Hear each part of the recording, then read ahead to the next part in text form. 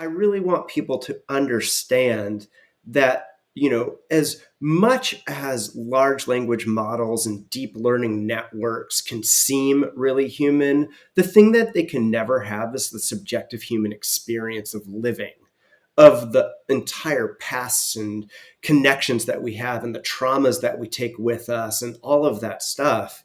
And I really get concerned that if we're convinced enough that it sounds human, we're going to stop caring about whether it is. And so I don't know. I mean, I know there's a lot of potential, but we are not great at looking at the potential of technology and making the most of it. And all you have to look at is across our social media platforms to know that that is true. So I don't know. I approach it with a lot of skepticism and healthy skepticism that what really matters in this time more than ever is doubling down on true human connection and knowing the difference between that and human and machine interaction. But have you ever thought, what if this is all just a dream? Welcome to Creativity Squared. Discover how creatives are collaborating with artificial intelligence in your inbox, on YouTube, and on your preferred podcast platform. Hi, I'm Helen Todd, your host, and I'm so excited to have you join the weekly conversations I'm having with amazing pioneers in the space. The intention of these conversations is to ignite our collective imagination at the intersection of AI and creativity to envision a world where artists thrive. Eric Solomon has worked at the intersection of psychology, brand building, technology, and creativity for over 20 years. He has held marketing leadership positions for some of the top brands in the world, including YouTube, Spotify, Google, and Instagram. He also served as the Chief Marketing Officer for Bonobos, a direct-to-consumer company owned by Walmart. Eric entered the business world through the doors of academia, earning his master's and PhD in cognitive psychology prior to leading research and strategy for award-winning creative agencies.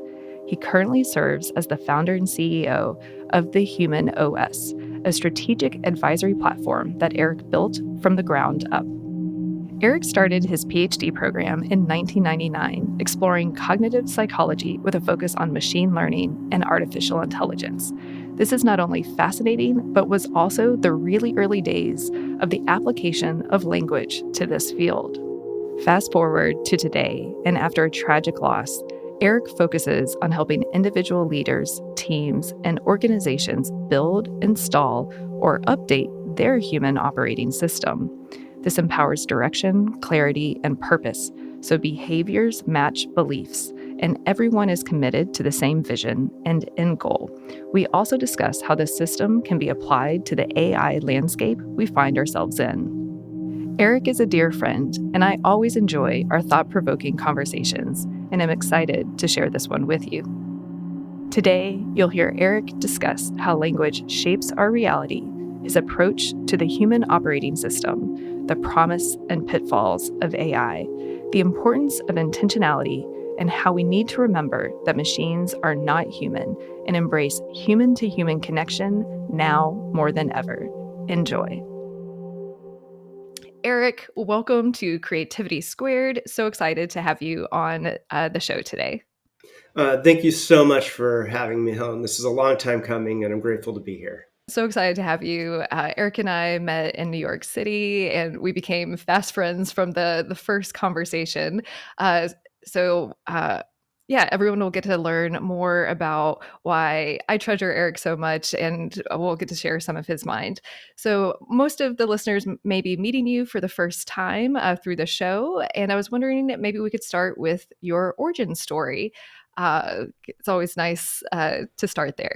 It's a great place to start. And, you know me a bit, so you have to know that, my personal journey and my professional journey converge quite a lot. So the origin story really does, it really is a bit of an arc because it's been a complicated story for me. So, again, I'll give people the short version of a long story and you a short version of a long story. But, I guess from the very earliest days, my biggest goal was to not have the life that my parents had. So I grew up in a pretty impoverished way with not a lot of parental guidance or support. And so I kind of poured myself into education because I didn't know what else to do to kind of get out of the spin that I was in my earlier childhood.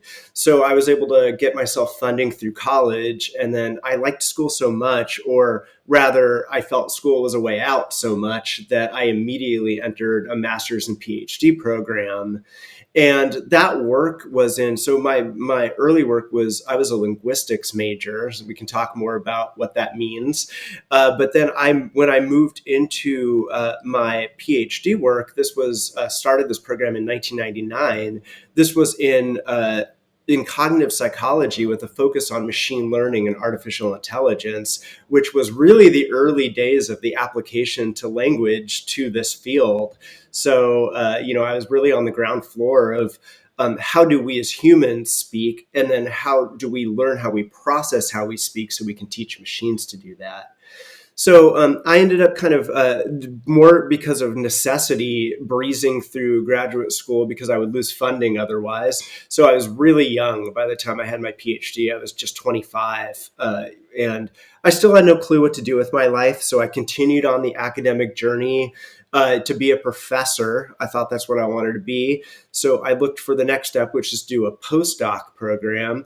And the one I ended up taking was of all places, at the medical school at UCSF, looking at how the tobacco industry had used big data to get kids hooked onto smoking and nicotine so we could figure out how to counter market. And my advisor was really interested in this idea of how to stop the tobacco industry from their powers to do evil in the world. And, he said, "You don't know anything about marketing," which is true, but I happen to know somebody who does. Why don't you take him out to lunch? And that lunch meeting turned into a job offer. I never expected that I would leave the academic world, but I was talking to somebody in advertising who pitched me, and that's what they do for a living. So therefore, I was pitched into business and worked at a couple ad agencies. And was there for a while. And then I had a big break in 2010, 2011. I had an opportunity to move over to the YouTube headquarters to co-found a team there working on the very early stages of helping brands navigate digital video. So this was really in those early days, and I was there for about 4.5 years. Moved out to New York in 2015, where we met. And I moved out because I had an opportunity to be the first ever head of the Spotify brand. So it was a bit of merging my love of music with my love of brand building. But then my life changed in a really big way, and it started to guide me down the path that I'm in now. It was March of 2016. I was coming back from a leadership meeting with Spotify leadership. They're based in Stockholm. And when I landed back in New York, I had one of those calls that you just absolutely never want to get and never expect to get. It was from the chief of police in the hometown where I grew up, who told me in no uncertain words that my father had been murdered that morning. And it really, it was very, very complicated given what my dad did for a living. It was complicated given my dad's life, and it was complicated due to my family structure. Essentially, there was a criminal investigation that was open that remained open for 2.5 years. And during that time, I didn't know what else to do but pour myself into work. So my resume looks incredible during this time of grief. I became the head of marketing on the business side for Instagram globally, which was a huge job, getting to really see the front line of social media, and helped launch Stories, which is now a mainstay of the Instagram platform. And then became the chief marketing officer for a brand called Bonobos, which is a direct-to-consumer men's brand owned by Walmart. But it was a few months into that job when things started to click, and maybe not always for the right reasons, but the universe has a way, doesn't it? I was on vacation at the end of 2018, and I got a call from the investigator on my dad's case telling me that due to lack of criminal evidence, all charges have been dropped. So I'll never know what happened. And that's when I really took stock of everything that I had been doing and who I was, and realized that we understand that things like our phones and this computer and even this conversation can't happen without an operating system underlying it. In a very similar way, I realized that I no longer understood what my operating system was, what I call my human operating system. I didn't understand what my heart was and what the core of my purpose was. I didn't understand what my end goal was and how I was going to approach that end goal. I didn't know what I believed and how my behaviors were aligning with those beliefs. And I certainly didn't know how to talk about everything that I was feeling. So I did something very scary. While on vacation, I called my CEO and I resigned from the corporate world at the end of 2018. And I started my own company called the Human Operating System, January of 2019. And that's something that I do today. I help leaders, individual leaders, teams, and organizations do what I call build, install, or update their human operating system. So, believe it or not, that was the short version of the origin story, but that's what I can give you. Yeah, thank you for sharing. And we actually met right after my father passed. And it was, I think you were actually one of the first people, like new people I had met. And I didn't even know how to like answer, how are you? Because I was still in such grief. And you were so supportive in that period. And I think that's one reason why we clicked so quickly. So thank you for sharing that story. Of course. One thing I find really interesting about your origin story is uh, going back to the school portion, like the linguistics and how you tied linguistics to machine learning, especially, yeah, I would say you're the OG in this space in a lot of ways. So how did you tie linguistics to then go into machine learning? I think that's so fascinating. It's crazy because a lot of people don't really know. I didn't know before I started a program in it what linguistics was. That's not something you have an opportunity to be exposed to. But linguistics really is about the computational structure of language. It's how language is organized and how we go from thought to producing and understanding this code essentially, because linguistics really is about the code of language. And the undergraduate work I did required us to do these undergraduate thesis projects, and the one that I chose was a bridge into this work because I would literally strap electrodes to people's heads and listen and watch the different responses they had when you would get sentences like the nurse saw himself in the mirror or the police person saw herself at the desk. And you got to see these responses to what happened when you had these gendered pronouns that were going on in places where people didn't expect them. And I started to really ask the question of like, okay, I've studied the structure of language, but now I really want to understand how the mind both processes and produces linguistic expression. And so I started to pursue this field, which has a very cool sounding name of psycholinguistics. And psycholinguistics is really, really related to this idea of machine learning and artificial intelligence because it really is about this computational structure in our minds, how we process these things, and then how that knowledge can be used for machine learning and for deep learning networks. So that's how I got into it. Again, all by accident, really. Yeah, but I think that's still fascinating that you took the linguistics and then wanted to apply that to the machines. If machines can figure out if it's all coded, like, can they talk like us? Yeah. Can they talk like us? And, and specifically, like, how would they go about talking? Like, how do they plan things when they talk? How do we plan things when we talk? They're not really intuitive questions. You have to do some research to get to them. Yep, and fast forward, I mean, one of the reasons why AI, it's been around for a long time, but really with the onset of Chat GPT in the fall, really hit mainstream consciousness where everyone's kind of like waking up and learning about how much AI is impacting our lives right now. And I think one of the things that's fascinating about it, especially tied to your background, is that one of the reasons why it's so accessible is that it's using natural language and feels like you're talking and interacting with this machine as if you were talking with a human, which opens up all types of questions. So, yeah, how does this make sense to you, given your background, that it's so much more accessible because we can interact with AI in natural language? Yeah, I mean it's surprising because I never really expected any of that work that I started, over 20 years ago to be relevant to anything that we'd see in a consumer facing way.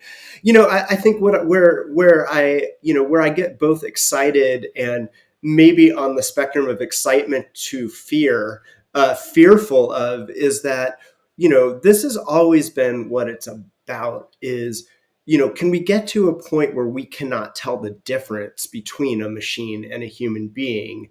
And my concern is that when we start to really trust these systems, whether it's ChatGPT or Bard or, any of the systems that might be coming out in the future, and trust me, there'll be more of them.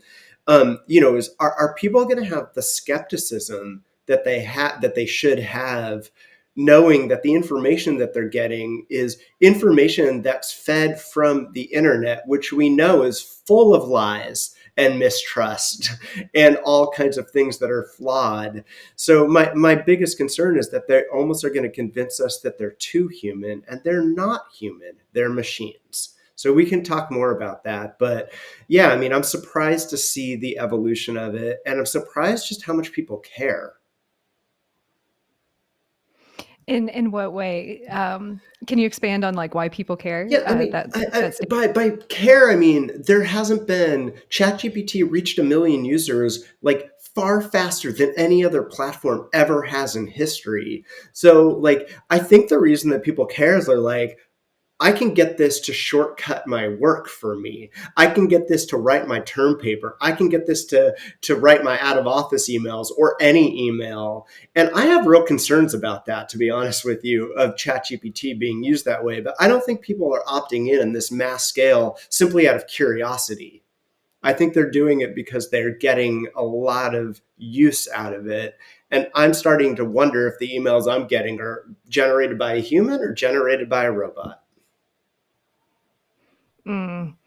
Yeah, I think we're already kind of crossing that threshold of asking, was this written or made or created by a human or not? And the line is only going to get more blurred.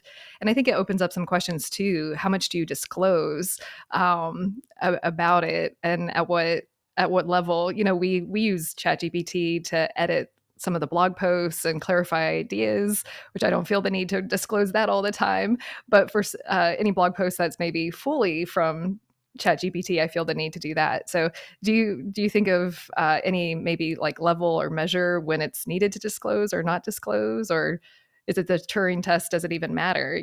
How Yeah, are you right. thinking I about mean, that? right. It just, the Turing test really is about that idea, is if, do we know, if we can't tell the difference between machine or human, does it matter?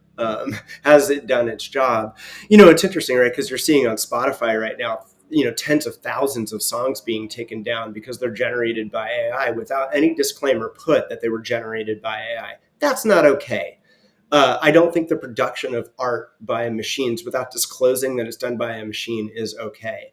I would, Reid Hoffman just published a book that was written in collaboration with ChatGPT. I think that that's an interesting experiment. There you go, a human machine collaboration that's called out specifically as a human machine collaboration. There's something interesting there. So I don't know. I would like to see a disclaimer on everything. I don't think there's a line too small to say asterisk, chat GPT help me with this. I use it for helping me name things all the time, even just for internal projects. I'm like, I need a name for this project. The project's about that, help me. But I always say, this was generated by ChatGPT, not by me. Yeah, no, I think that makes a lot of sense. He also launched a podcast like the day after ChatGPT 4 was announced, and has stories from ChatGPT 4 as part of the podcast. But I think he might have had a little bit more insider knowledge about the timing of the launch of all that. Yeah. Um, well, going back to language, I find it so interesting that language is so core to our human experience and how we understand the world and how we understand ourselves. And the language that we use, even in forming memories, kind of shapes our memories and our experiences that we have. And now we have this tool that we can interact with in very common language. And I know you think a lot about language too with your human OS system. Like, what are the implications of these large language models to our interaction of how we understand the world if we're able to interact it in natural human language?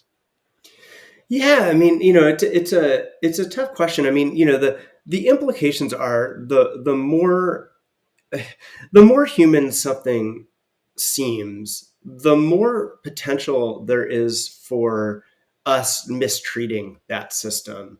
And you think about it, we're not that kind to each other as human beings. We love to look at other groups and not always put our best foot forward in how we show up in terms of equality.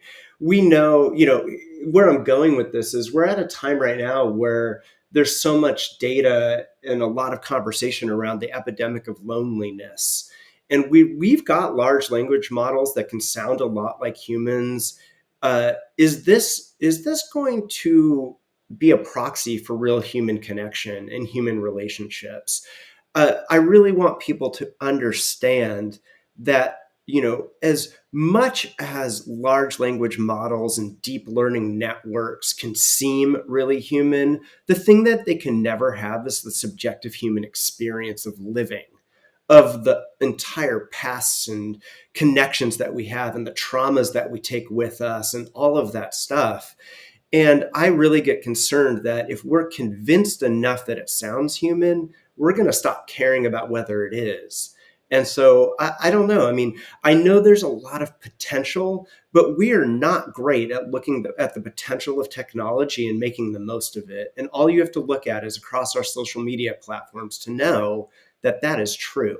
So I don't know. I approach it with a lot of skepticism and healthy skepticism that what really matters in this time more than ever is doubling down on true human connection and knowing the difference between that and human and machine interaction.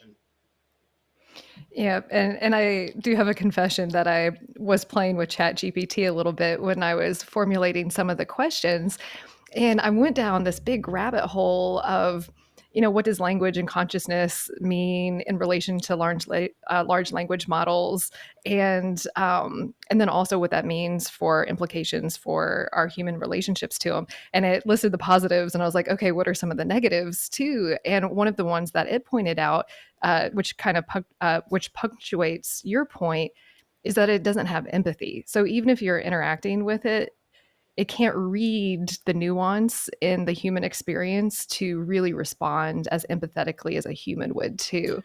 So I think that's something really important to keep in But I'd be mind. careful. I'd be careful there because there's going to be a time, if it's not already here, where it's going to look like empathy.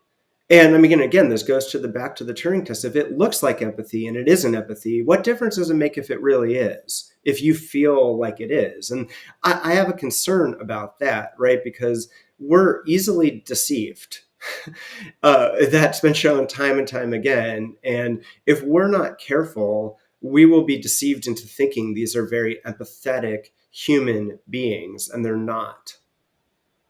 Well, I know, I think we talked about this earlier, that after the Kevin Roose story about Sydney came out, which, just a quick thing, if you haven't heard the story, everyone should listen to it It's because it's kind amazing. of part of the AI ethos that exists right now. But Kevin Roose got an early beta. I think it was to Bard, wasn't it? It Um, was to the Bing system, the Bing whatever system. Okay, whatever that I'm is. getting them a little confused. But it interacted with him, and he went down this rabbit hole. And the system had its code name Sydney come out and said, "You don't love your wife because I love you." And it really, some people say it hallucinated. Some people say that maybe that's, he knew he was a journalist and wanted a cool story, so that it produced something for the story.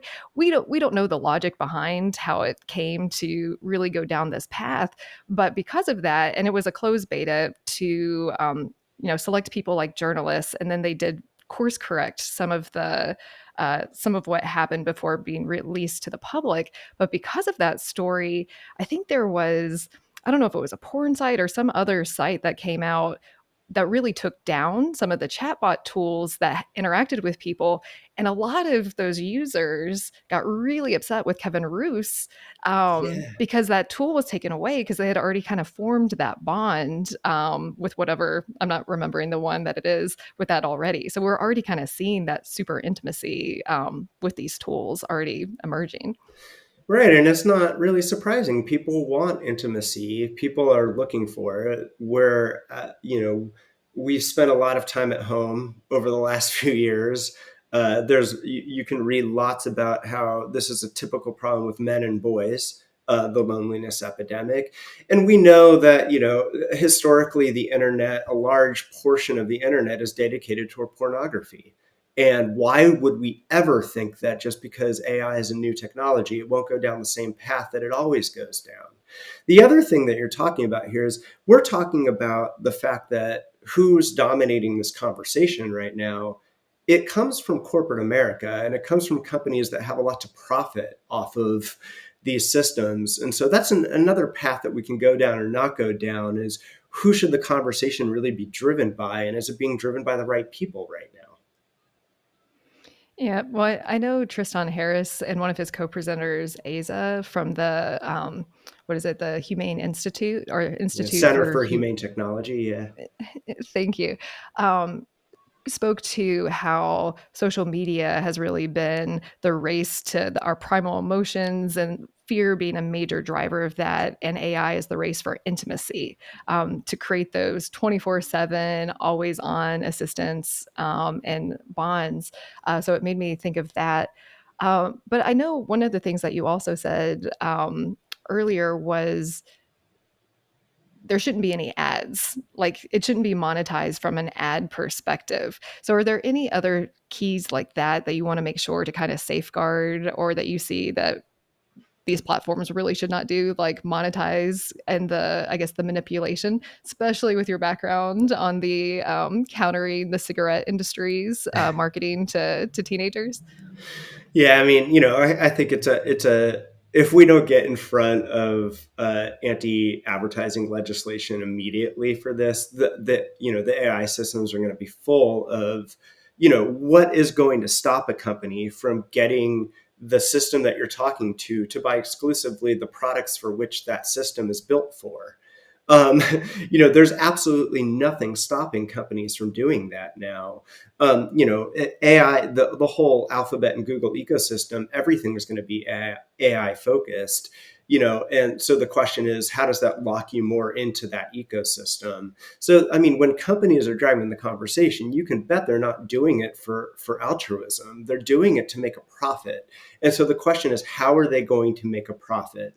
And the answer in everything that's been about the web since the creation of the web has been about ads. So if we don't get ahead of a new monetization model or make this not about monetization at all, why do we think we're going to go down a different path? Yeah. I feel like this is a great time to talk about your human OS system and what that looks like, and then how we can apply that to these large language models and the consumer facing AI. But yeah, because you've really thought about the system and this is your life's work right now. Can you share with our listeners and viewers what is your human OS system? Yeah. So, the human operating system, it kind of, I'll take a step back and be like, this kind of came from the journey and the experience that I had with grieving through very big jobs in corporate America and experiencing things like performance management systems where people are graded on normative bell curves and all of this. And for a long time, it was bothering me, and I couldn't put my finger on why until I realized that, like a lot of the systems that we see, whether it's our healthcare system or education system, I have a fundamental belief that our business system is broken. And by that, I mean, in 1972, Milton Friedman, an economist, decided that the purpose of a corporation is to make a profit at all costs. The fact that we use words like human resources comes from Taylorism, comes from this idea that humans are just resources like everything else is a resource. Well, I mean, I take real issue with that. So I said, what's a more human and better way for us to understand that all systems exist because they have a purpose to them. So the human OS is about figuring out what that purpose is and how everything else stems from that purpose. So the way that I structure it, if you can picture in your mind an atom. So most people should know what an atom looks like because we learned about it in third grade or whatever it was. So you've got that atomic structure. The way that I build the model is at the nucleus, the really heart of the structure, what the core of that operating system is, I call a heart. And I call it the heart because a heart is what pumps blood and oxygen to the rest of a system. And that heart looks like something like, why do we exist? What is our core purpose in the world? And so I've helped myself, leaders, corporations, and teams define in a really clear way, what is that? Why do we exist? Once you've got that, it's really important to strip all language that we know about things like vision and mission and values and things that you've heard floating around corporate America for a long time. And I think about it, if you've got your heart as the nucleus of it, one axis that goes around that is what I call your end goal, which is what does an ideal world look like if everything is the way it should be in your ideal world? And the approach is, what are you doing right now to get closer to that ideal? Those are hand in hand what have to be defined together. So you can call them a vision or mission, but I think end goal and approach makes much more sense. And then around another axis, you've got another continuum of what I call beliefs and behaviors. Values sit in an empty office in a forgotten corner somewhere that nobody in an organization of any kind can ever repeat. Beliefs are what you truly stand for. And then for each of those beliefs, you have to correspondingly say, this is my behavior that is attached to that belief. Otherwise, it's a PR exercise. So again, you've got your nucleus of the heart, you've got your end goal and your approach, you've got your beliefs and your behaviors. And then the final piece relates back to my background in language, which all of those things are not that useful without a plane of communication, which is the idea that you want to communicate and then the logic or details of how you go about communicating it. So you've got this full atomic structure built. And when you say that's when you build it, then what you have to do is install it like you do an operating system. And when you install it, the little electrons that go along the atom, those are the actions that you take in the world. So you say, if this is what I stand for, and this is what I believe, and this is what my end goal is, and here's how I'm going to get there, then here are the actions I'm going to take to make that happen. And then, of course, like any operating system, I work with some companies and leaders who have had one operating system. They need to update it because, as we know, how many times do we have to update our iOS on our Apple phones? Very similarly, companies and leaders have to update their OS. So that's how I build the model. And I do a lot of work with I try to go with purpose-driven organizations who believe that doing this work is critical to their success, both financially and, more importantly, for their people and for the planet. I really loved that. And it's just really aligning the language of how you want to be in the world with your actions. And I love Esther Perel. And one of the things that she says is that relationships help us become who we are. But I also think conversations, whether it's with our friends and family or the conversations with ourselves, also help us become who we are too, because language is so important to forming our identities and organizing our thoughts and that type of thing.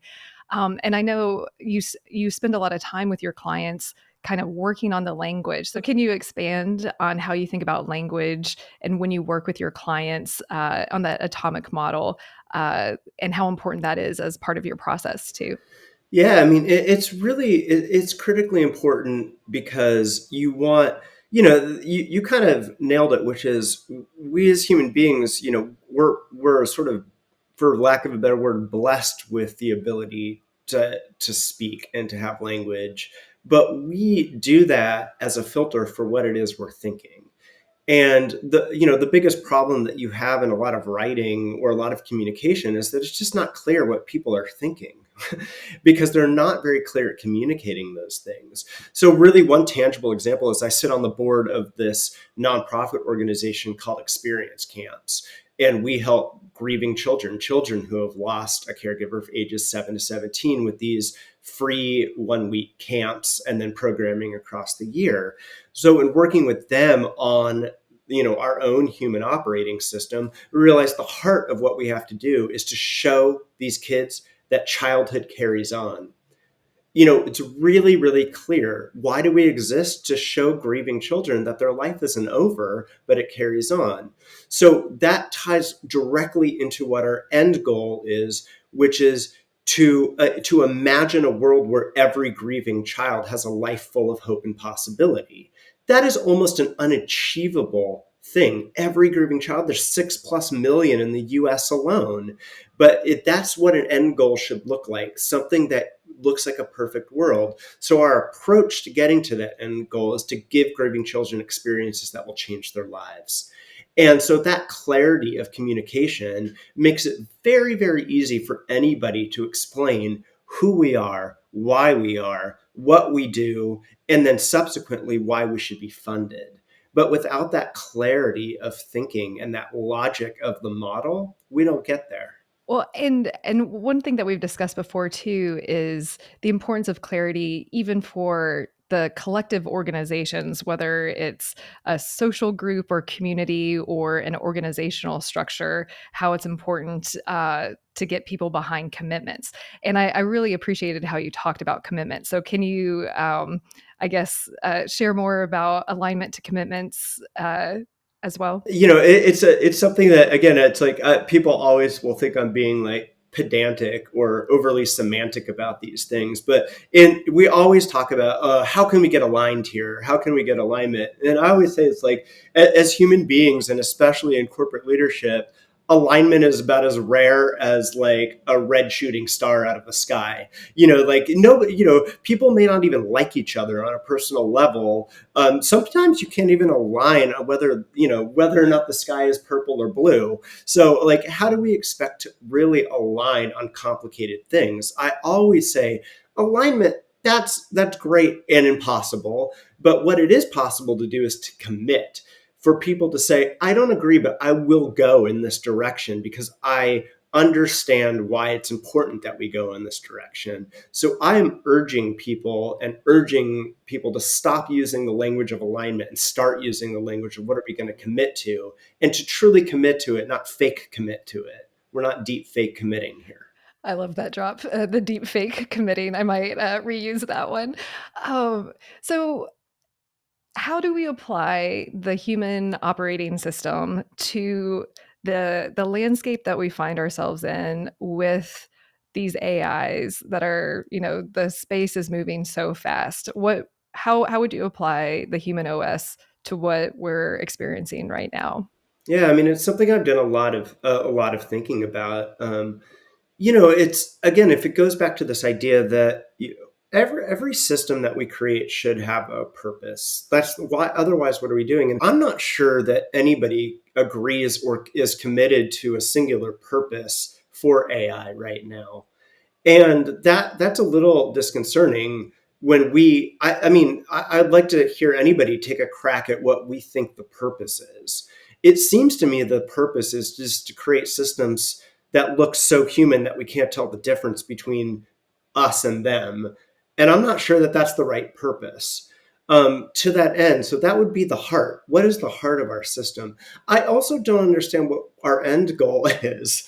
I don't know what we're really trying to achieve with this. Because right now, if the conversation is owned by Microsoft and Alphabet and Meta, it seems like the end goal is going to be how do we make as much money as possible off of this? And I would argue that that's absolutely the wrong end goal. And then I certainly can't say that anybody understands the approach. The people that are working on these systems have no freaking idea how they work. So I think we have a lot to do just on those pieces of the operating system. And I haven't gotten to a list of beliefs and behaviors yet. So, I mean, I think we foundationally don't have an operating system for this. I'm not sure that we have an operating system for a lot of systems right now. But if we don't figure out one for AI and include a lot of people in that conversation, we're going to end up hurtling down a path with no clear end goal and no clear purpose. And I don't know where we end up with that. Yeah, I know Ezra Klein has mentioned before regarding the black box of these tools and how the creators don't really fully understand their capabilities, that it's not on the regulators to figure it out. It's on the companies for them to figure it out and to be able to communicate that out more widely too. And I think you had said something. It's like if you can do that for a rocket ship going into space, it's complicated, but it's not that complicated. Yeah, and I mean, but the issue here is I think that like people genuinely have no idea. I mean, we don't understand, deep learning really. We don't understand the complexity of neural networks. Like, I don't know how many of the listeners have seen the movie Her, but there's that scene at the end where she's talking, this AI played by Scarlett Johansson. They should all sound like her, frankly. But she's talking to Joaquin Phoenix, who's playing a really sad man who needs this fake human connection. But she reminds him that she's having this conversation with like 6 million other people or 6,000 other people or whatever it is at the same time. We can't comprehend that, but that's what language learning models do. That's what deep learning is about, is that they can learn the basics of that stuff and far surpass anything that we can do in terms of our human ability to produce and understand language. So, yeah, I mean, how can we possibly understand how they're learning? We hardly understand how we learn. Yeah. And you mentioned, we need a diverse group in the room that's helping shape these discussions. And I know Greg Brockman, who's the co-founder and president of ChatGPT, said at South by Southwest on stage, it's like, we need all of humanity to participate in these conversations, how we want these tools. I personally have not seen a path of how we're doing that or going to get everyone's feedback, but this is my little attempt through this podcast to be part of the conversation. But who do you think is needed in the room to have these conversations outside of the Metas and the Microsofts of the world? Yeah, I mean, did he mean by that? Like, I mean, he wants to include everybody so long as they're white and male and engineers, because otherwise, I'm not exactly sure what that could mean. Um, so I was giving a talk the other day. I'm totally not trying to name drop here, but it's really relevant for this. I was giving a talk to the United Nations. They have this Innovation Day series, and I was asked a really similar question by somebody. I couldn't see who they were. She could have been anybody, and asked that same question. And I really do believe that there needs to be a lot more space for the humanities, a lot more space for the arts, and a lot more space for the poets. And it turns out that this woman wrote me and said that she's the poet in residence at the UN. So I was like, awesome. I made a connection with the right person. But yeah, so that was really good. Yeah, that was a really good moment. But I think that's who needed is we need to involve more people that have a diverse way of seeing the world and a diverse way of talking about the world and a diverse goal for what it is they're trying to accomplish in the world. So I know recently that the head of all the AI companies met with Biden, and I know that Tristan Harris is proposing kind of a nuclear deal, as that's kind of a precedent of the world coming together with a massive threat for humanity, that kind of exists, and that we should figure out what that looks like for AI.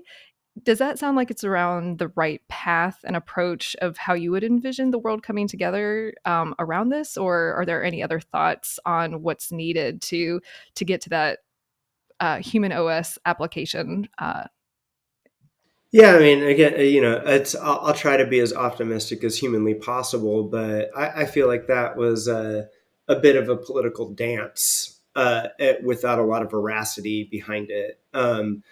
Do I think that the companies that are already hurtling down a path of figuring out how to solve the AI problem are going to stop and wait for legislation to figure out what the rules are around the things that they're already hurtling towards? No, that's not going to happen.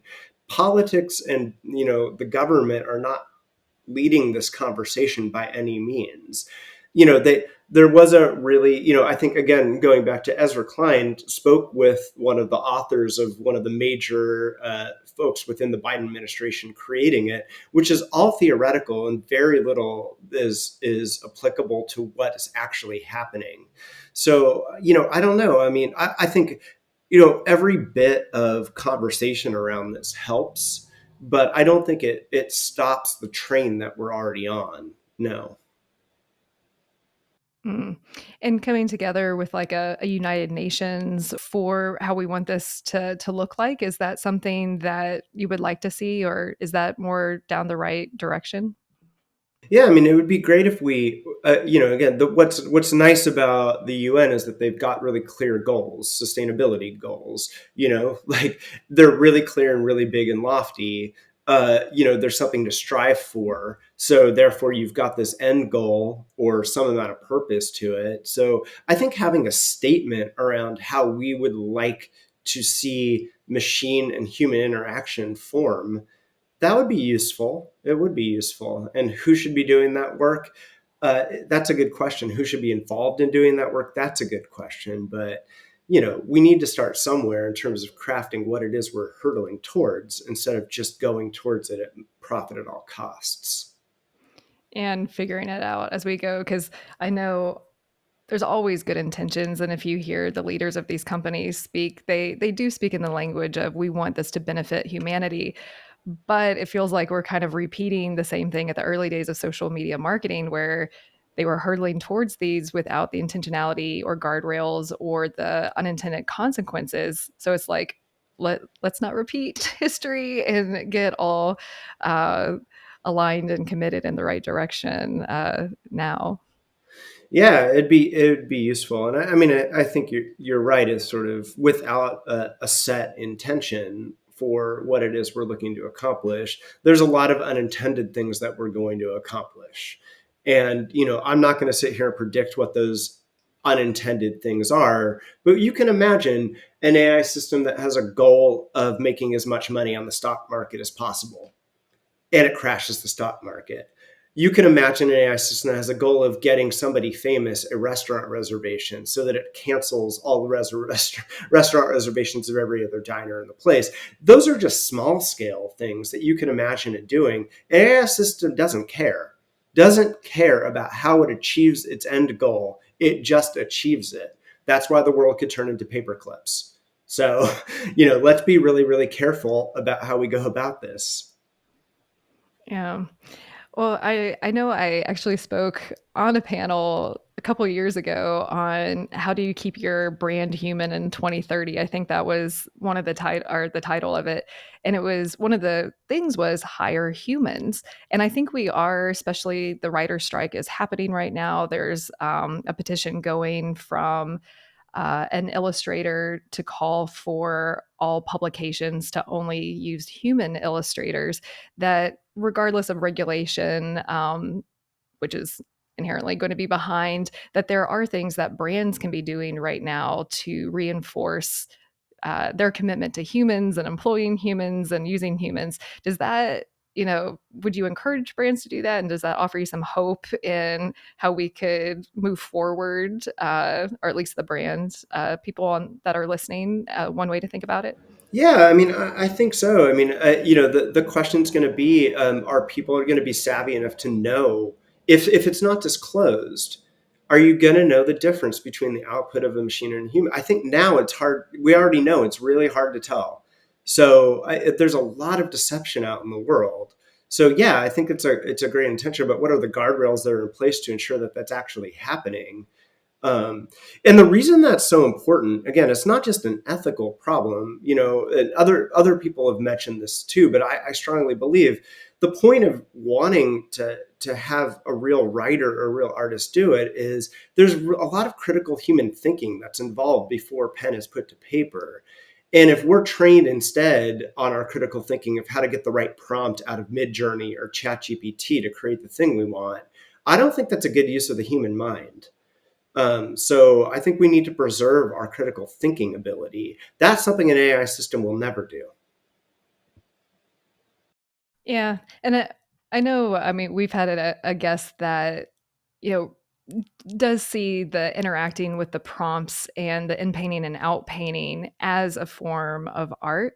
So I know that there's a lot of different sides to that perspective.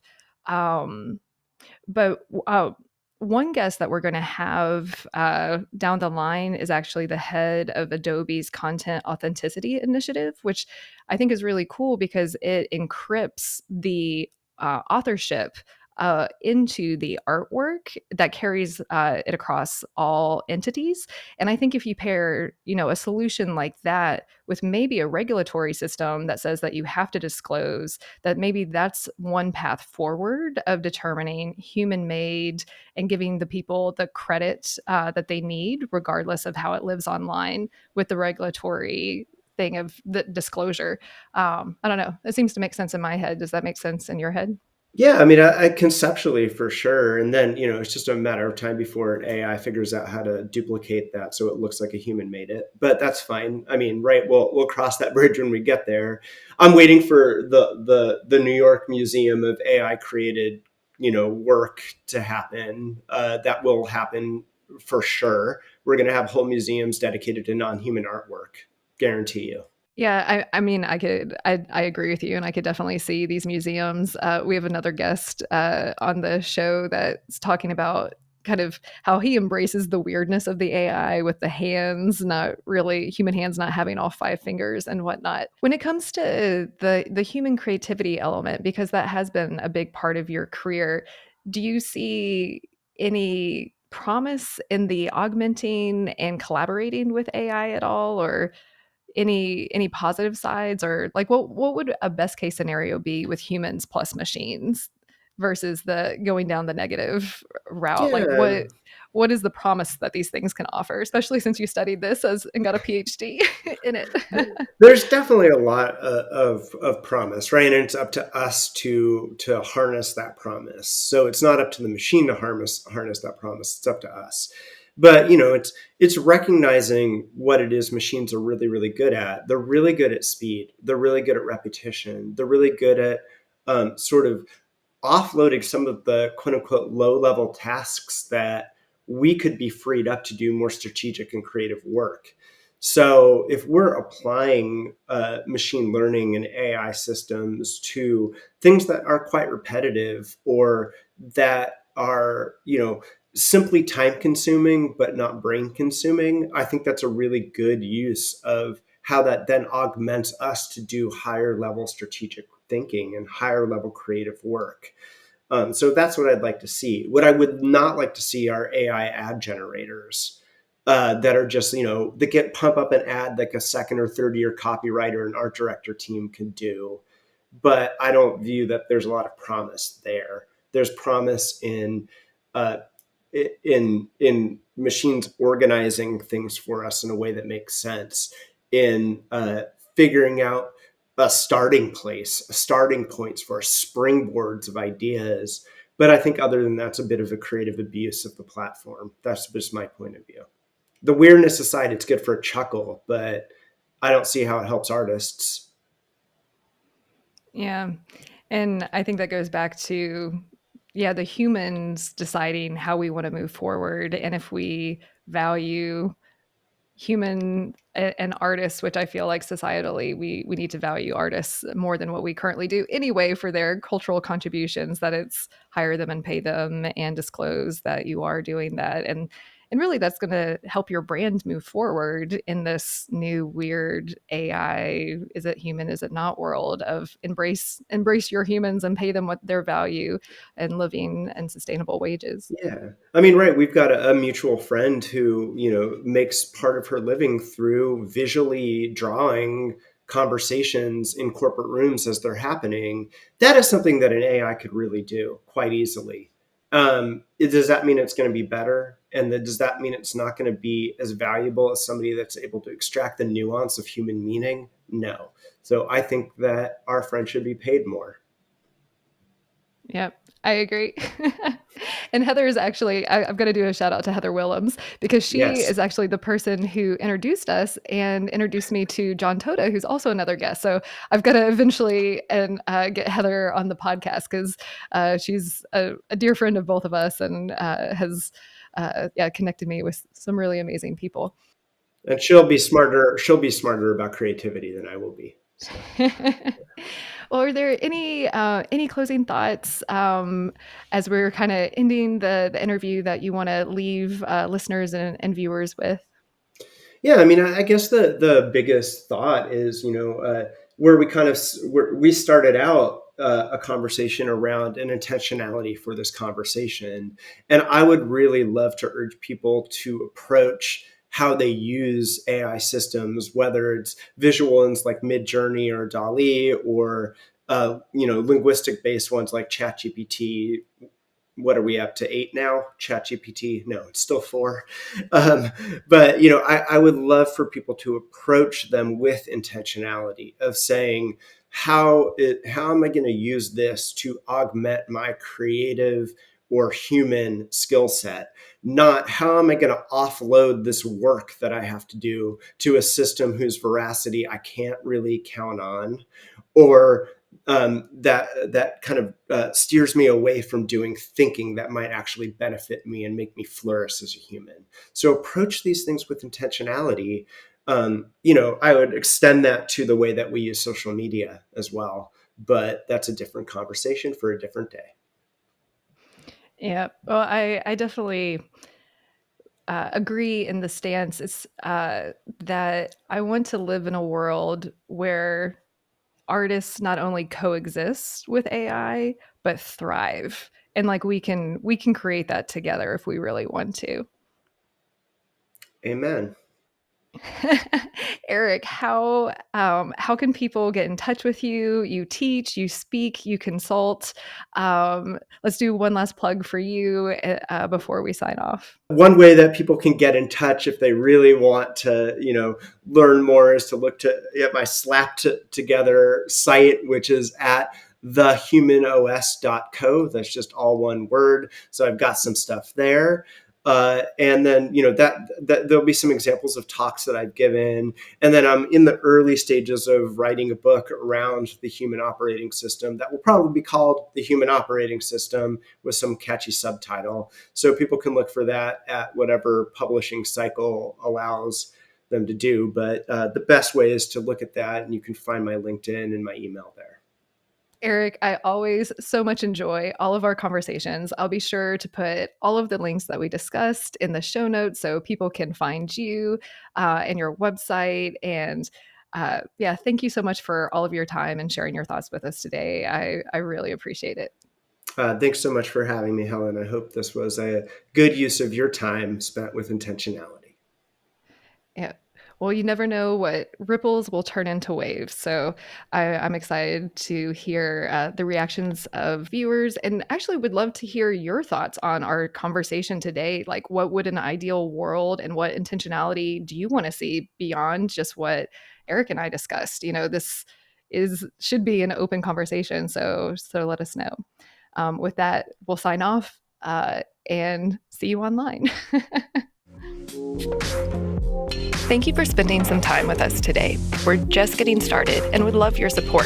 Subscribe to Creativity Squared on your preferred podcast platform and leave a review. It really helps. And I'd love to hear your feedback. What topics are you thinking about and want to dive into more? I invite you to visit creativitysquared.com to let me know. And while you're there, be sure to sign up for our free weekly newsletter so you can easily stay on top of all the latest news at the intersection of AI and creativity. Because it's so important to support artists, 10% of all revenue Creativity Squared generates will go to ArtsWave, a nationally recognized nonprofit that supports over 100 arts organizations. Become a premium newsletter subscriber or leave a tip on the website to support this project and ArtsWave. And premium newsletter subscribers will receive NFTs of episode cover art and more extras to say thank you for helping bring my dream to life. And a big, big thank you to everyone who's offered their time, energy, and encouragement and support so far. I really appreciate it from the bottom of my heart. This show is produced and made possible by the team at Play Audio Agency. Until next week, keep creating.